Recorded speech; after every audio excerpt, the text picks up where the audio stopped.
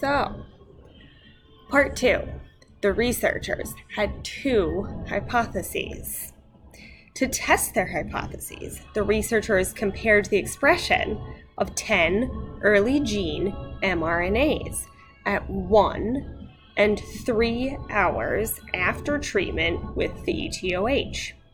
The researchers found that even during apoptosis, cells are actually poised for recovery by synthesizing or protecting themselves from degradation by producing specific mRNAs encoding survival proteins but not yet translated.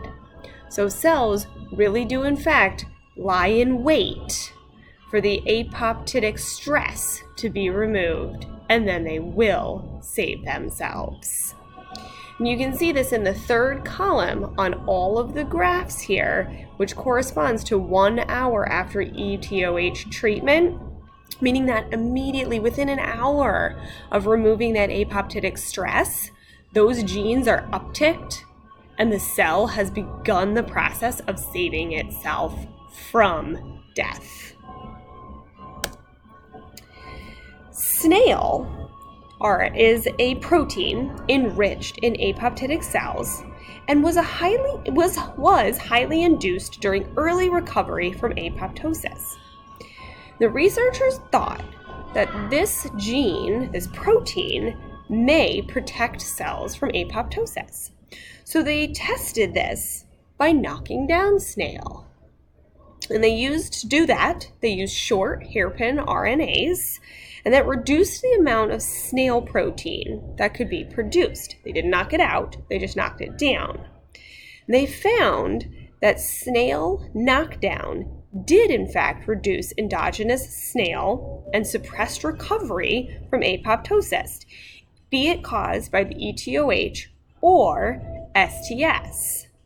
And that can be seen down here in figures B and C, and you notice that using that short hairpin RNA, be it just randomly or put very specifically in right around snail, it does cause a decrease, and apoptosis cells don't survive that apoptosis. They can't produce the snail.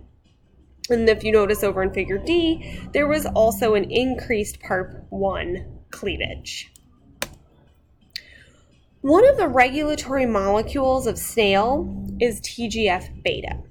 So during early recovery, this molecule is enriched. There is a lot of it. TGF-beta works by regulating transcription by phosphorylating and activating the transcription factors SMAD2 and SMAD3.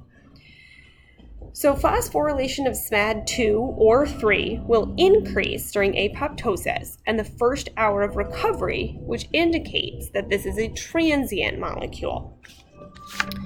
To determine to what extent snail induction depends on this molecule, HeLa cells were treated with a TGF-beta inhibitor. The researchers found that TGF-beta inhibited cells did not have a significant effect on their survival or proliferation after 1 hour, which is what they saw in the snail test. That knockdown after that hour, there was a significant change. You can see this in graph H. Be careful, however, graph H is a little bit deceiving because they were able to show that if you have TGF-beta and you inhibit it after 4 hours, it does cause a knockdown, it does cause an inhibition of a cell. So don't be forewarned that there is a little time catch to be looking at in here. Really, you just want to focus on the outer 2 columns.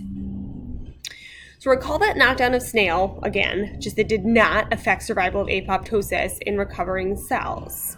Therefore, snail is required before TGF-beta, not vice versa. You do not need TGF-beta for snail. Snail comes first, and then the transient TGF-beta will have an impact and does help a cell to proliferate and survive in those early stages.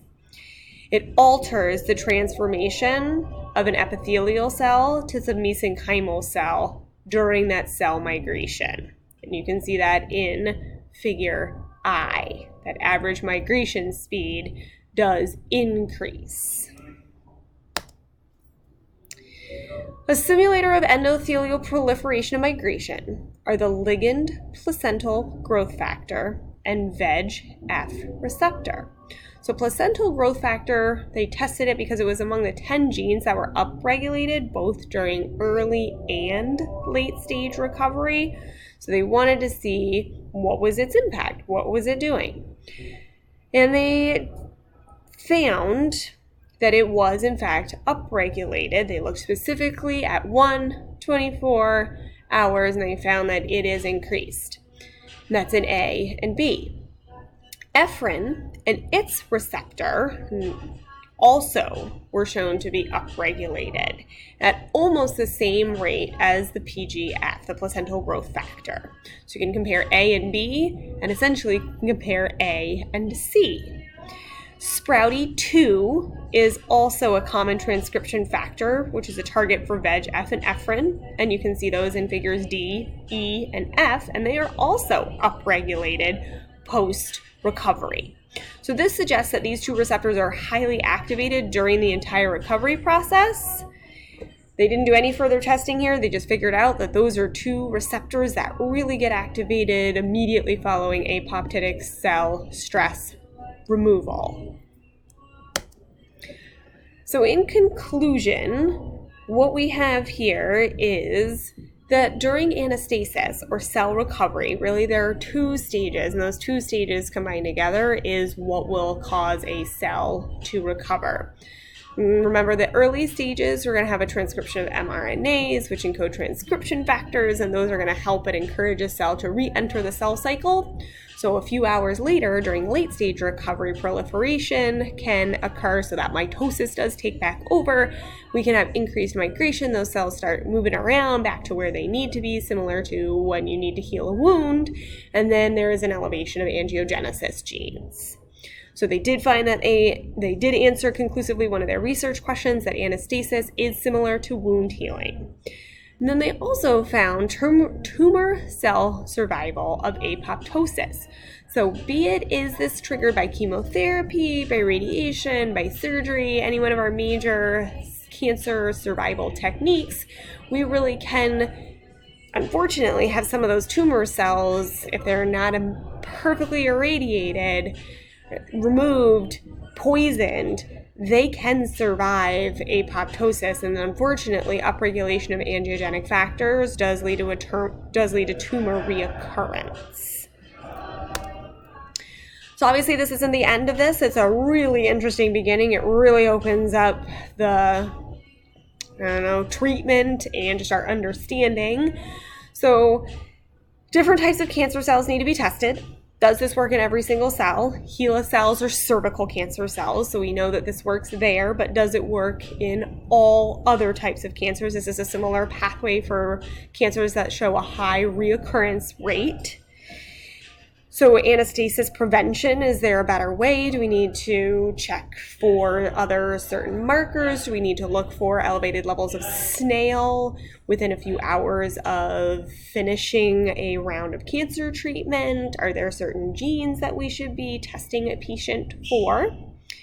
And additionally, degenerative diseases, prevention and treatment. If anastasis is cell survival, then in certain degenerative diseases, Parkinson's, Alzheimer's, could we be surviving it? Could we induce anastasis and survive some of those cells and bring them back to life in a healthy, meaningful way so that they don't die and patients are protected against those diseases? These are all things that need to be looked at further in the future. This research was done in, as you can read here, 2017, so it's only 2 years old. So we've got a lot of things that can be done from here, a lot of awesome research that can take place following this cutting-edge discovery. Thank you for listening.